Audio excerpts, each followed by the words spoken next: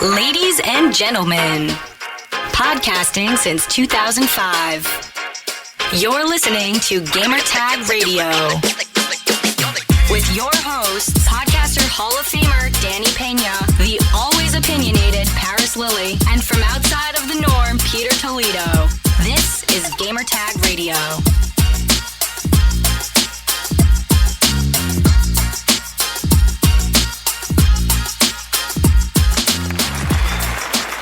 Welcome to Gamertag Radio, episode 1102. This is your host, Danny. And on this week's episode, we're going to have a special guest here, journalist, consultant, and also podcaster, Brian Crecente. We spoke a lot about him, being in the gaming industry and also working on other projects with Lego and Epic Games, and an amazing story about his trip to Cuba, which is amazing. Can't wait for you to hear this. All right, but first, head over to gamertagradio.com. Listen to our past episodes. You can find us on any podcast app. All you have to do is just search for Gamertag Radio. Once you see it, follow us, subscribe, and if you can, post your review. It will help us to climb the top of the charts, and other people will discover us because of your support. Or if you want, just share the content, share the link, and hopefully that will also get more people to listen to the show. But if you would like to be part of our fan mail segment or episode, here's how you can contact us. Send us your feedback or questions. Give us a call at 786-273-7GTR. Email us at fanmail@gamertagradio.com or leave a message on speakpipe.com/gamertagradio.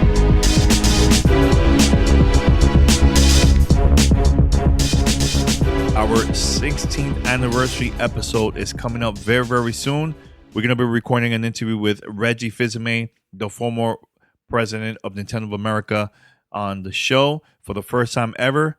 Been working on this for a very, very long time, and it's coming up. So hopefully by later this week, I will make an announcement on when this episode is coming up. So I can't wait to sit down with Reggie. I can't wait for you to also listen to the episode. And please let us know once you listen to the content, to the episode, make sure to spread the word. I am planning to post a video version on my YouTube channel, which I really don't promote it that much, but I think it'll be cool for you guys to see the video version of this too on YouTube. So I will give you the link and everything under the description of that episode once it goes live. But I am planning to make an announcement of the official release date later this week on Twitter. So make sure to follow me at Godfrey, GODFREE, and let me know that you listen to this episode, all right? And give us some feedback about my conversation with Brian Crecente. All right, so right now, let's go straight to the interview, and we'll be right back after this. You're listening to Gamertag Radio.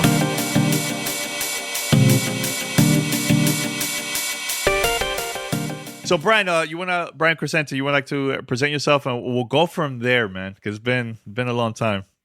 Yes, my name is Brian Crecente, and for those of you who maybe don't know me, I have been covering video games for quite a long time. I founded Kotaku and co-founded Polygon, and then after I was there for a while, I went on to be the video games editor for Rolling Stone. And then I was a video games editor for Variety. And now I am a consultant. I sort of split my time between several different companies doing sort of behind the scenes consulting and some writing. I also do a little bit of journalism still, but sort of have my hands in a lot of pots. I don't think that's the way that phrase goes. But you know what I mean. Yeah. How long you been writing? God. A really long time. I mean, gosh, probably, but we're in 2001, like, I don't know, close to 30 years probably. Wow. That's a long time, man. Do you miss it though? Getting that full-time part of it, or you'd rather just do it on the side once in a while?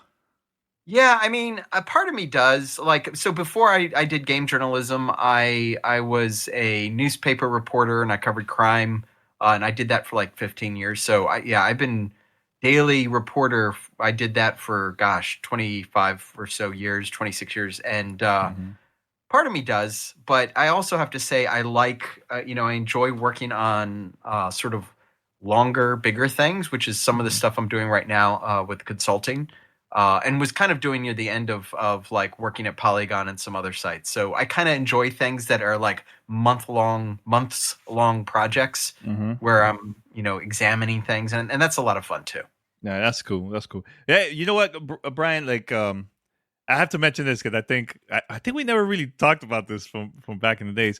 There was some problems that we had in the past. I think, I said something stupid during a panel, and ever since then, I don't remember. I don't know. You remember? I'm No. Not even kidding. I have no idea what you're talking about. It was something about sourcing. I can't remember exactly what it was because you know what it is as an independent content creator.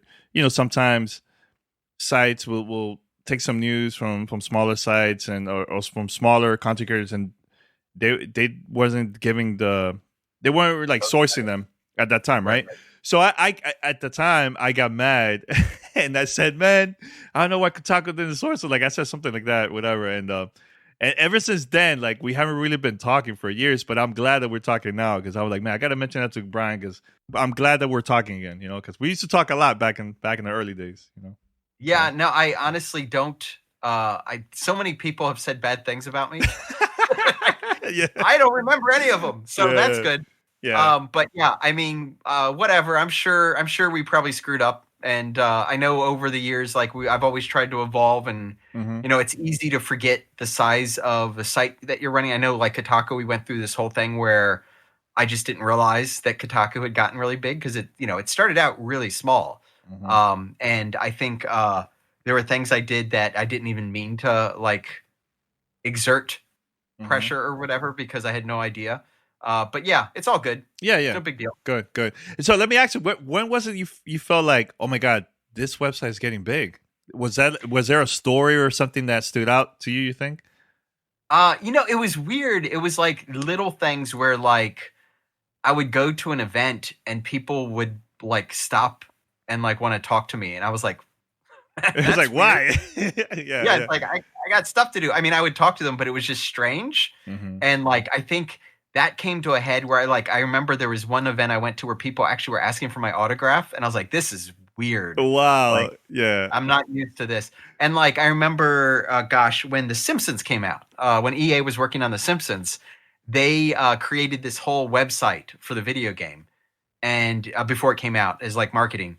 And so it had all these different, pages inside it. And one of the pages was for Moe's Tavern, but I think he had like he was creating his own website in this website, and it was called Motaku. And I thought that was hilarious. I was like, oh my God, cool. They're talking about us. You know what? I remember that. I think I'm actually remember that marketing website, man. But yeah, it was very cool. Was it something like that, like little things like that stood out to you? Like, you know what? Instead of doing journalism, let's just start doing consulting work because, that's something new for you, right? So yeah. I mean, so the consulting thing, what sort of happened was when I was at Kotaku, I was working for someone else. I didn't own Kotaku. I was working for Gawker Media. Nick Denton owned Gawker Media and owned the site. And when I went over to help form Polygon with a group of like 6 or so other editors and a really talented team of writers, I didn't have ownership there.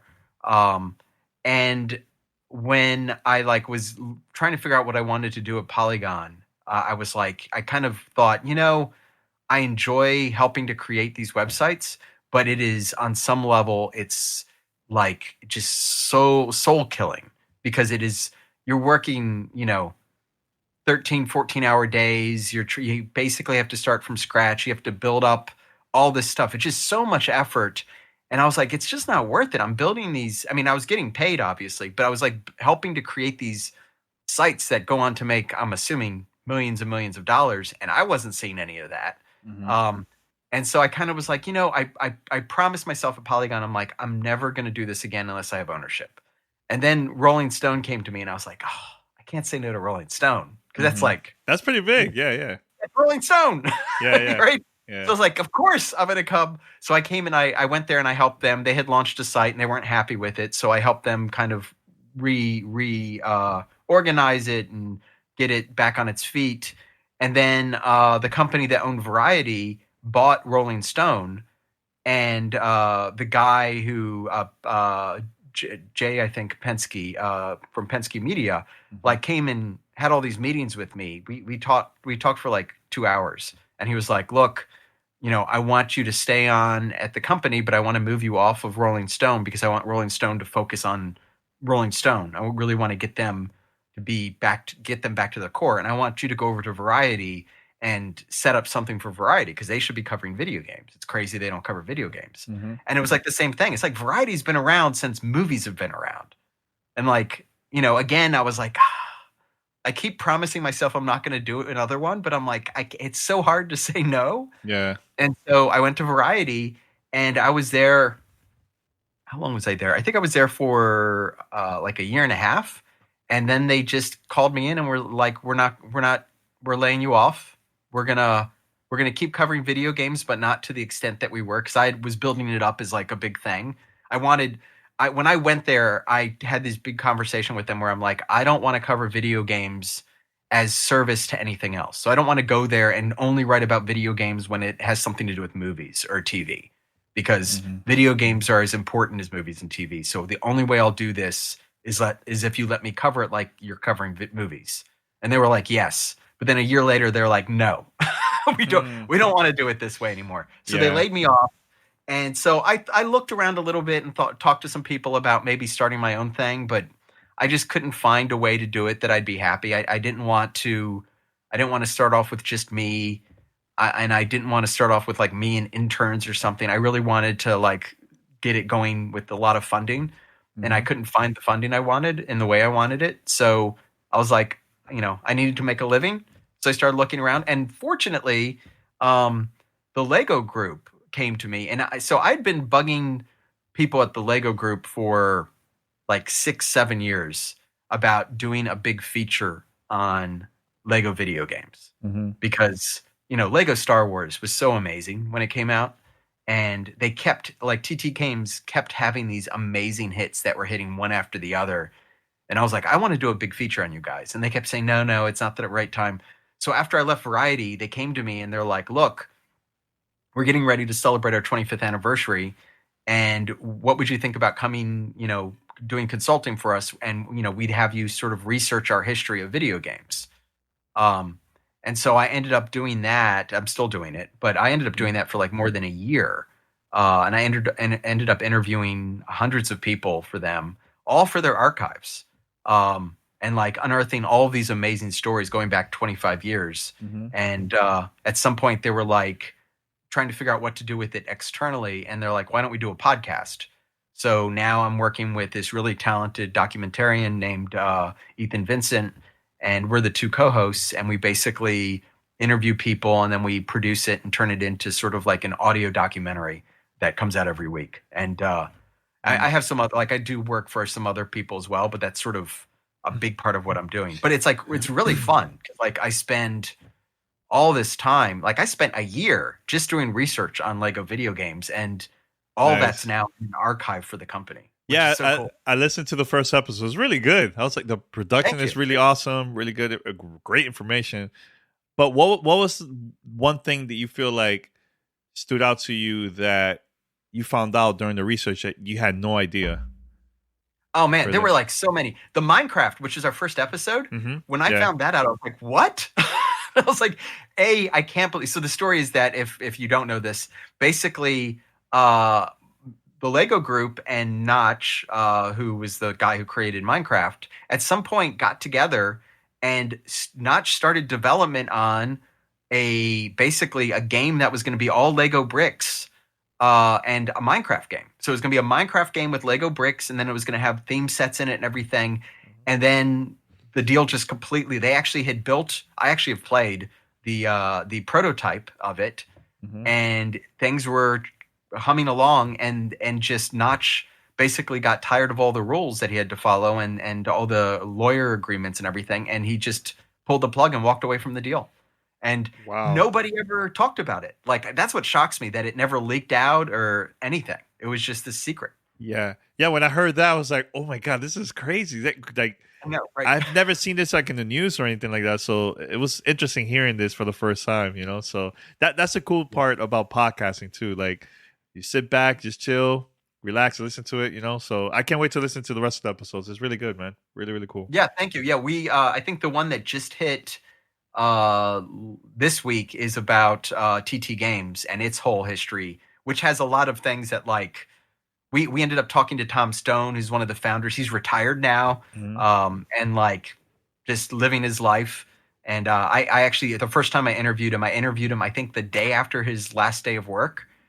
So that was that's not in the podcast. That's an earlier interview I did, but that was just a fun conversation, because here's this guy who like if you should listen to the podcast, it's really a fascinating story about how it happened. But like, he had I think those games had a huge impact, not just on the Lego group and Star Wars, but like on family games. Like, have you ever played any of those games? Oh yeah, I played the Batman. Was it Batman? It was like a Batman game from Lego. Star Wars, Harry Potter. Yeah, I played a lot of those because they would send me codes all the time to try it out. So, but yeah, they were really good, really, really good. Yeah, I had a great time. And I remember like playing with my son.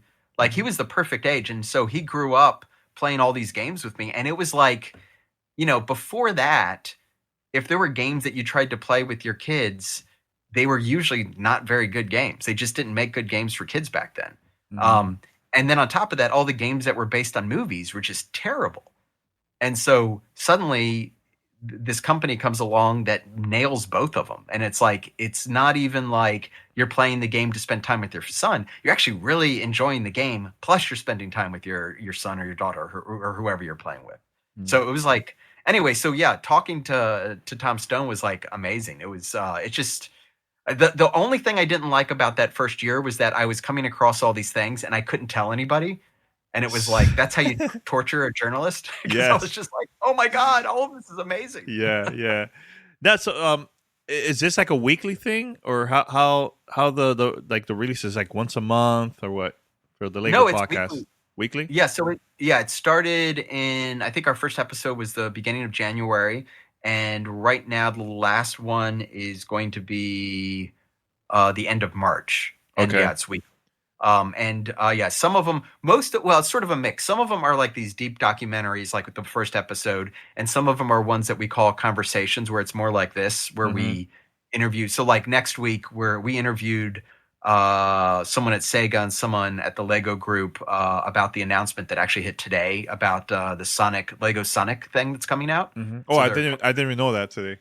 So they announced today that they're coming out. They've started work on a set, a Lego set that's going to feature Sonic the Hedgehog, which is super cool. Yeah. I think that's a great collab, honestly. Yeah, I know, totally. Yeah, really cool.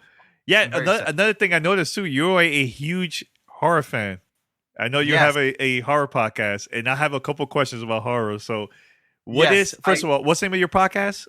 The podcast? It's called Long-Legged Beasties. Okay, so how long you been doing it now? We've been doing it for like 8 months. It's with Susan Arndt. I don't know if you remember her. She back in the day, she ran. She's worked at Joystick, and she worked at The Escapist. So she spent a lot of time in game journalism. And it just turns out we knew each other, but it turns out she's a huge horror movie buff, and I'm a huge horror movie buff. And so it's got a funny sort of story about how it came about. When I was doing all this Lego research, I was doing a lot of transcription work and like stuff that you don't really have to 100% focus on. And so I was watching a ton of horror movies, which I love. And it got to the point where I was like, I kept running into movies that I'd already seen. And I was like, this is driving me nuts. So I created a spreadsheet. I was like, I'm just going to make a spreadsheet of every horror movie I've seen. And then I was like, I'll add the movies I really want to see, because there's like these big gaps where I hadn't seen some. And I started getting really sort of obsessed with this spreadsheet, where I was like, oh, I need to really build this out. So I kept making it bigger and bigger. Yeah. And then I tweeted about it, and all these people were looking at it, and they're like, holy shit. Because it was like, at one point, I think it was at I think it was when it hit about 1,000 movies, and people were like, "Oh my God, there are a lot of movies on here, and you've seen too many of these movies." And so Susan and I started talking about it, and someone on Twitter was like, "You should go back and you should classify all the movies." And I was like, "That's 1,000 movies. Like, I don't have time for that." That's a lot. Yeah. And so I came up with this idea, and I said to Susan, I was like, "What if we did a podcast?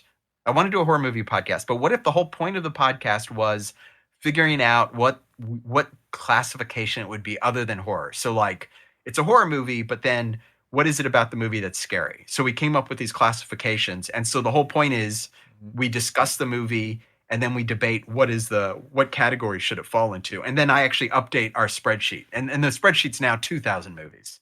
Nice. That's a long list. A crazy long list. And there's still like so many, I still come across movies where I'm like, "Oh, I saw that and it's not on here." And I'll like add it. But yeah, there's a lot of horror movies out there. Yeah.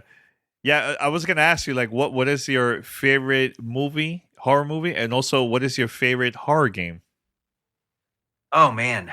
So my favorite, let's see. I think actually I have the spreadsheet right here. Yeah. I'm a nerd. Man, I don't know. There's so many amazing horror movies. I don't know if I have like a singular favorite. I love, we actually just, our episode that's airing tomorrow is about this movie called As Above, So Below. I don't have you seen that? No, do you watch horror movies? Yeah, I do watch horror movies, but there's so many, a lot of indies too. So yeah.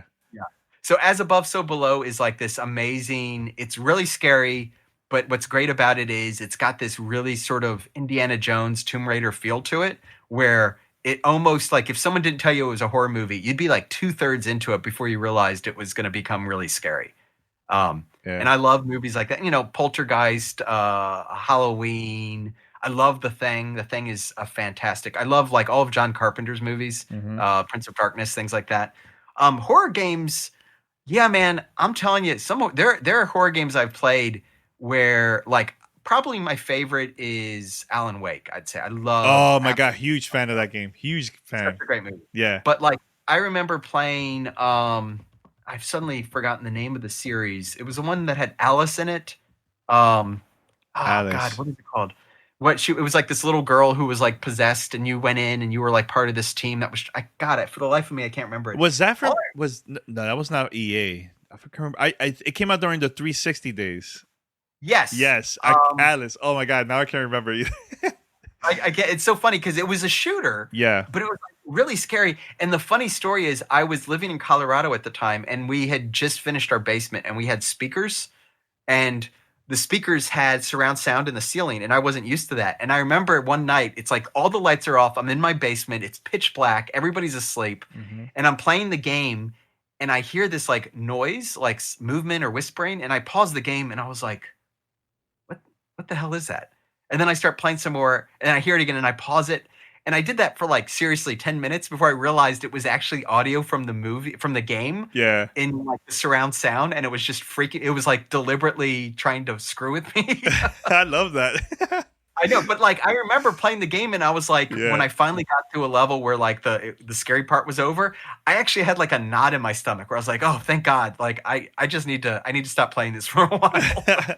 That's awesome. Yeah, I'm trying to remember the name. I'll probably will find out after we finish recording, I bet. But yeah, like I love Fear. I love Alan Wake. Alan Wake is by far my favorite one. And actually, The Medium. Have you tried The Medium? They just came out recently. You know, it's funny. I haven't played it yet. I interviewed them. So one of the things, one of the consulting jobs I have is with Unreal Engine for Epic. And I interviewed them about the game before it came out, about the horror movie aesthetic. And like, yeah, I love their answers, the way they talked about trying to set the mood for it. And so I want to play it. It's on my list. Yeah, it's really good. I think I find it fun. I mean, there were some puzzles that was a little bit frustrating, but besides that, I really enjoyed it. I didn't find it scary like other games, but it was just fun, in my opinion. You know. By the way, the game was Fear. That's what it was. Fear? Oh, so it was Fear. All right. Yeah. And but there was a game called Alice. I just can't remember. No, so Fear, I think in Fear, as the game progressed, I think one of the people in it was that girl, and I maybe I'm wrong. I thought her name was Alice, but I'm going from memory. It was Fear. Yeah. Alma. It was Alma. Her name was Alma. Yeah. That game was creepy as hell. Oh my god, that game was creepy. Ooh. Part 2 was rough. I was like, oh man, this is good. I know. It was either 2 or 3 where I was like, I had to take breaks because it was like making me so anxious. I was like feeling sick to my stomach. Yeah. I got to stop. You know which one too was really good? Death Space Part 1 and 2 was really good. 3 was okay, but yeah, fantastic. I would love them to turn Dead Space into a movie. I think would be such a great movie.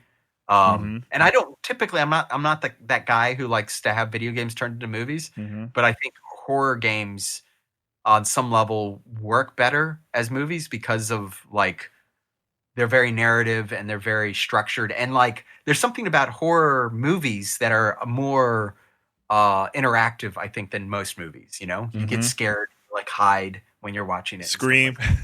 Yeah, definitely. You know, I want to ask you a question about Unreal Engine and working with Epic Games and stuff. But yeah, I was watching a lot of the horror movies, especially a lot of indie ones, through Shudder, the app. Oh yeah. Shudder's great. Shudder's really good. So for those who are listening, make sure to check it out. It's really awesome. So any movies you would like to recommend from Shudder that is available that you've seen?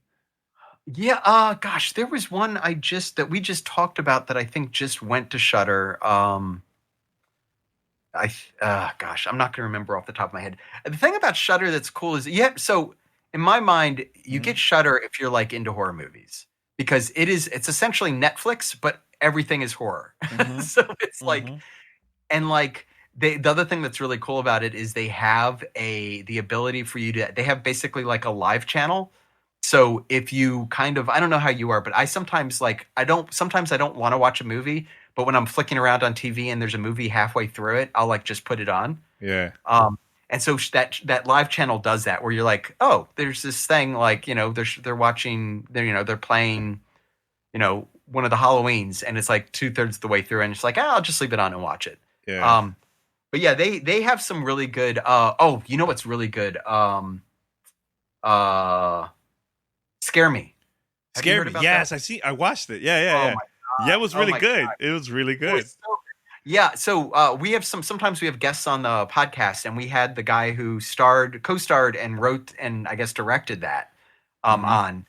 He was a great guest. But like, holy cow, what a great movie, because there's only one setting. Yeah. And it's driven entirely by the acting, and the acting is so good. It's such a great movie. Yeah, I enjoyed watching it. That came out last year, right? Yeah, I think like in the fall, like November. Yeah, I enjoyed it watching. It was really good, really good.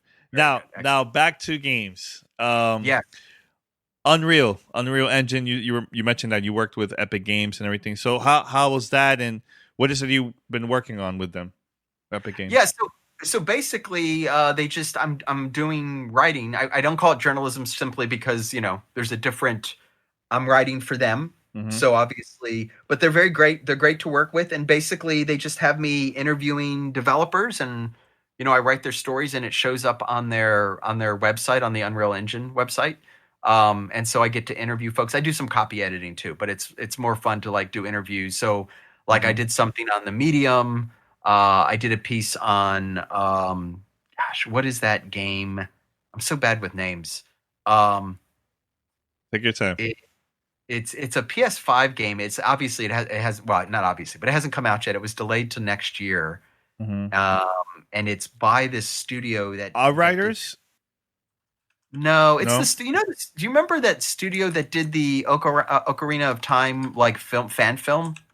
Fan film. Oh my god. Kind of. Yeah, they did. It was like, you got to go, if you haven't seen it, you've got to go watch it, because it is like crazy how good it is. Okay. Anyway, they are now doing. They're working on this game, and for the life of me, I'm blanking on what it's called. But it's a thing that has the little blobs. They look like little blobs of tar almost, and you're in the. It's like it's on the tip of my tongue. No, it's okay. It's okay, man. I'm gonna figure it out. I'm gonna figure it out right. Take your time. That's what happens. See, that happens when you work with so many projects. It's hard to remember everything, man. You know, so. I know. That's the problem. I'm gonna go to Unreal Engine's website. That's what I'm gonna do. Yeah, there you go. There you go. I was gonna ask you. You also covered the new engine too for them. Yeah, a little bit. I mean, but that's a lot of what this is. So a lot of this stuff, either they're using the new engine or aspects of it. It's, by the way, it's Kenya Bridge of Spirits. Do you remember that? Bridge of Spirits. Okay, no, I can't remember. Yeah, you should check it out. It's got a lot of buzz. It looks amazing, and like the team that is working on it is just this crazy. It's Ember Lab, and they're the ones who did this. It was a Majora Mask. That's what it was. Majora's Mask. Terrible Fate was this animated short they did. They did another short that was just this. It was like a live action mini movie called Dust that they created. That's like just this cool thing they created for fun. It has nothing to do with video games or any other property. Just some original thing they created that just looks amazing. It's crazy what people can do now without the backing of a studio. Yeah. That's crazy. That's pretty cool. Yeah, so I was going to ask you about that, about like the games that you covered. So you say the Medium and that one. Was there any other ones too that you covered too for? Well, so I'm doing a regular series for them on sort of what next gen is like. So I did one on where I interviewed a bunch of notable developers and thinkers. So like gosh, I can't remember off the top of my head all the people that were in it. There were a lot, but like Tracy Fullerton, I don't know if you've ever spoken with her. She's at USC Games Program. She's the one who helped make or made Walden Pond, which is based on the book, and one would think is not a good topic for a game, but actually really is.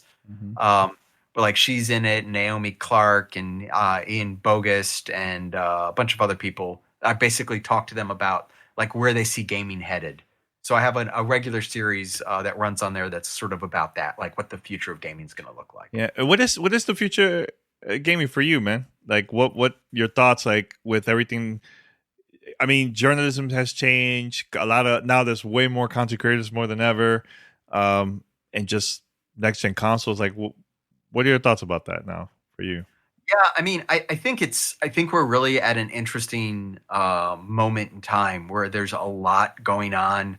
I think that cloud gaming is still going to be a huge deal, despite what happened with Stadia. Though I think Stadia is really they just cut down their or stopped their game studios. I mean, they're still obviously Google's still invested in Stadia, but like all the stuff going on with cloud gaming and the fact that you can now game on anything, like the fact that I could play Cyberpunk on my iPhone is crazy.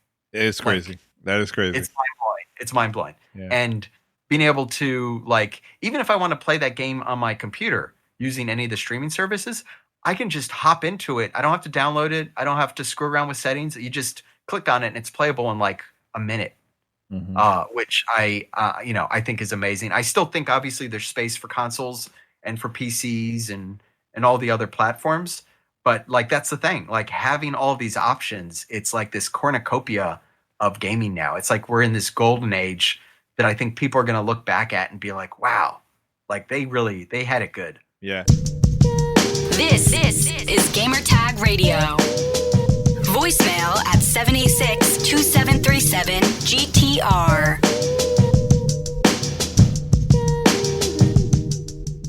Let's talk about a sponsor, Oregon State University Ecampus. Gamers know how rewarding it is to begin a quest and see it through till the end.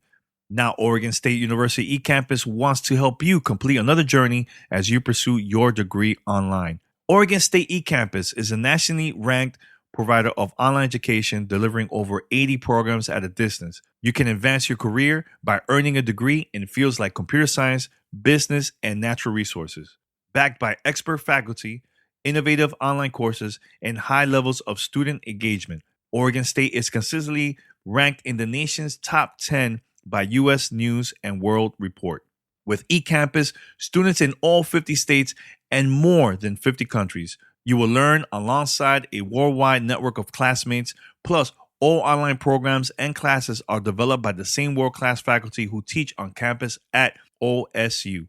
And they are all designed to help you get where you're going faster. So, GTR listeners, take advantage of this right now.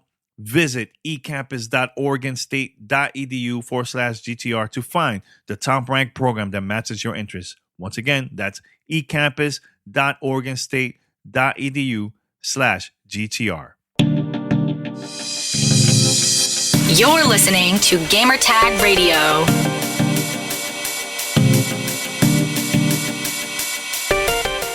I play a lot of S-Cloud from my phone through the Android device, which is amazing. I play a lot of I play Gears, Halo, Minecraft Dungeons, like games like that from Game Pass through there. And it plays perfectly, man. Smooth. I know. Yeah. It's great. Through a 5G connection. That's the thing. 5G, when 5G gets a little broader, and like I still don't really have that in my area, but like when I'm waiting to meet with somebody and I can just whip out my phone and start playing like the next Mass Effect, that's gonna be crazy. That is gonna be crazy. Yeah. What advice you would give to up and coming journalists? Because right now it's very competitive, man. It's very hard to get a job in the industry. What like the best advice you would give them? Because there's so many out there. I mean, it's like I think the main thing is you've got to just keep writing. Like the best way I think to get a job in game journalism is. I mean, not necessarily have clips, but just show that you can write. And the good news is anybody now can start a blog. It doesn't mean you'll make money doing this. So, obviously that's a huge issue, but you can at least work on your skill. You can kind of improve yourself by writing. And I think the more you write and the more you listen to what people say about your writing, not people who are obnoxious, but like people who read it and maybe point something out, the more you learn and grow, the better you get at it. So it's like anything. It's like learning a musical instrument. You just need to practice. Yeah. What is for you the biggest highlight in your career out of everything that you've done in gaming? Oh man. I mean, being able to be a part of the formative years, early years of Kotaku and Polygon definitely rank up there. Like, it's so cool. It's so funny because like we were talking about this at the beginning where, you don't, when you're in the middle of it, especially when you're like the editor in chief, like you don't have the time to stop what you're doing and look around and see what you've accomplished. So like my whole time there, and I think a lot of the people who are in the business of like building up sites, you're not paying attention to the daily grind. You're not paying attention to like how big it's gotten. You're just focused on what has to be done in the next 10 minutes. So it's kind of nice to be able to look back at that. And more importantly, like just see how things have changed so much. I think it's been fun just to be a part of game journalism because, it has grown and become so different and, so much better, I think, over the last 2 or 3 decades. That's cool. Your family is Cuban, right? Part of them, yes. My grandfather was born in Cuba and came here. Gosh, when would it have been? It would have been a long time ago. I don't know. Yeah, he's since passed away, but he's Cuban, and I was fortunate enough when I was at Polygon under Chris Grant to convince him to give me the budget to go to Cuba. And I spent some time there and did a bunch of reporting on the gaming scene in Cuba, which I have to say, actually, now that I think about it, that's probably the highlight of my career, going to Cuba. I didn't have the ability, the time to go visit where my grandfather grew up. He was orphaned. He was brought up by a monk in a church in a small town in Santiago and near Santiago. And used to tell me these amazing stories. He was a wildcat. He did some crazy things. He blew up the church bell with a homemade bomb. Oh my God. Not on purpose. He just was he was having fun. Yeah. Screwed up. And he used to I remember he told me this story of like biking into town and like they didn't have stoplights. So you would honk before you went through the light or through the intersection. And I think a car hit him and knocked him off his bike. And he had like yelled before he went through the intersection. And so he got up, this little kid, he got up and got in the face of the driver and was like, I honked before I went through the intersection. I'm very happy that that you managed to go over there to Cuba and get to see like the gaming scene over there. Because I know there's a developer that's been working on the game there for a very long time, and even the esports scene is slowly getting bigger and bigger over there in Cuba. And the reason why I mentioned that I'm happy you did that is because a lot of those people in those countries, they feel left out and they are part of our community. And I'm glad that you did that you managed to talk about the scene over there just a little bit, So I hope we get to see more of that in the future too from other journalists. Yeah. I mean, it's great. I think that there are sites that do it. Polygon was for a while. We had people going to different countries and doing it. I think it's died down a little for some reason, but I think it's super important. And like, I was fortunate in that not only could I do that as a journalist, but like as a person who like, I've always wanted to go to Cuba because of my grandfather. I've always wanted to see firsthand what Havana was like, and like being able to spend days there. I didn't stay in a hotel. I stayed in a house, and I literally was with. I don't speak Spanish, unfortunately. Mm-hmm. I hired a translator and hired a guide, and then we had a car. And like from the moment I woke up to the moment I crashed on my bed and went to sleep, and it was like 14-hour days. I was just meeting people and doing interviews, and man, I'll remember that for the rest of my life. It was so amazing finding all these people and talking to them. And I went over there right when Legend of Zelda come out on the Switch. Breath of the Wild. Okay. And I brought the Switch with me. I think it hadn't been released yet. I think I had an early build because I think the Switch maybe hadn't even come out, and I brought it with me. And so after all my interviews, I was letting them play the games, and then a bunch of them, a bunch of people I had met, I had them come to this cafe near this house where I was staying. And the last night I was there, and I just was like, "Here's my Switch, just play as much as you want." And they were just like blown away because like you don't you can't buy games in Cuba; they have to be smuggled in. Mm-hmm. And so they knew it was going to be a while, but that was such a fun moment, like. And seeing that in person, yeah. Yeah, I know. And it was great, like watching them play the game and like just being so happy and like being able to, hang out with them and like have some rum and cokes and some delicious food and like play games. It was amazing. Yeah, that's awesome, man. Hey, but I'll say this though, man, we need more Latinos in this industry too, man. And I'm glad that I've been noticing people of color getting a lot of attention now and getting the spotlight for the past couple of years now, which is good, so. Yeah, no, you're right. I think it's funny. It's weird. I have conversations with people every once in a while, mm-hmm. and I never really know how to deal with it. I actually never deal with it typically, but where people will say things like, "I'm a cis white male," and I'm like, well, yes, I am, but I'm also Latin. Mm-hmm. And I don't know, I have Cuban descent, and I don't know how to deal with that because I am a cis white male, but I think that's also,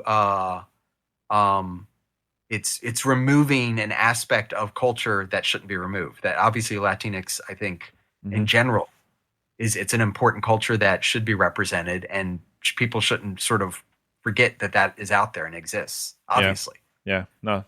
Definitely. Anything else, Brian? You want to? We'll talk about. You want to promote before we wrap it up? No, I think that's it. I just wanted to say hi to you. I think, have I ever been on this show? Not ever. We talk. I see you back in the days. I'll see you a lot, like at events or at E3, and we'll say hi, and that's it. That's about it. But this is the first time we actually sat down and talked. Like, it was a great conversation. I think it was cool. Because I want people to know more about you as a person, like your career, some cool stories, that about the Cuban story. I had no idea that you went there and you covered that. So it was cool hearing that from you. This is what I'll promote, even though I no longer work at Polygon and I wrote this story like 5 years ago. Yeah. Go find that story. All you have to do is, I think, Cuba Gaming, and you'll find it. And it's like 6 or 7 stories, bunch of photos. Check it out, because I think it deserves to be read, not because I wrote it necessarily, but because it's a fascinating glimpse into this culture that, I loved going there and it was fun, but part of it made me sad because they are sort of, they can't go online and play with people in other countries. There's no internet connection where you can play. Like, they have the esports scene is a great example. I have a whole story about it where I talked to the guy I went and met this guy in his house, the best StarCraft player in the country.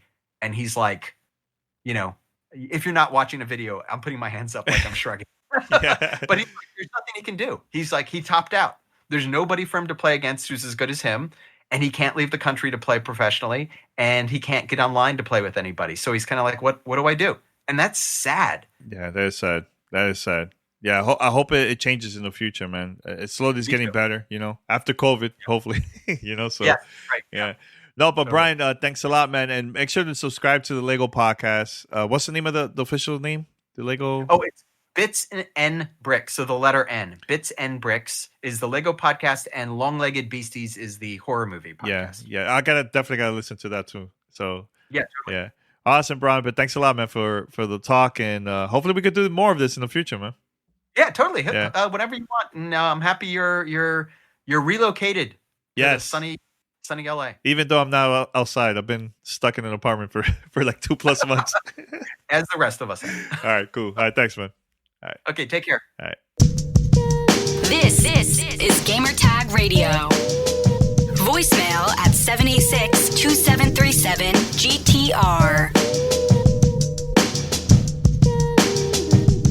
All right, thank you for listening to episode 1102 here at Gamertag Radio. Major shout out to Brian Crecente to be on the podcast, and it was a great conversation. What are your thoughts? Was there anything that surprised you? There was anything that was very interesting to you while listening to this episode? Please let us know on Twitter. Hit us up at Gamertag Radio. Or if you want, join our Discord channel. That's discord.gg/GTR. That's discord.gg/GTR. All right, thank you for listening to Gamertag Radio. Remember, you can find us on any podcast app. Just search for Gamertag Radio. Make sure to follow us, subscribe, or you could go to gamertagradio.com and listen to our past episodes. And if you would like to be part of our future episodes of fan mail or even segments, here's how you can contact us. Send us your feedback or questions. Give us a call at 786-273-7GTR. Email us at fanmail@gamertagradio.com or leave a message on speakpipe.com/gamertagradio. Are we going to wrap it up here? Until next time, take care. We're out. Thanks for listening to Gamertag Radio. Be sure to like us on Facebook and follow us on Twitter.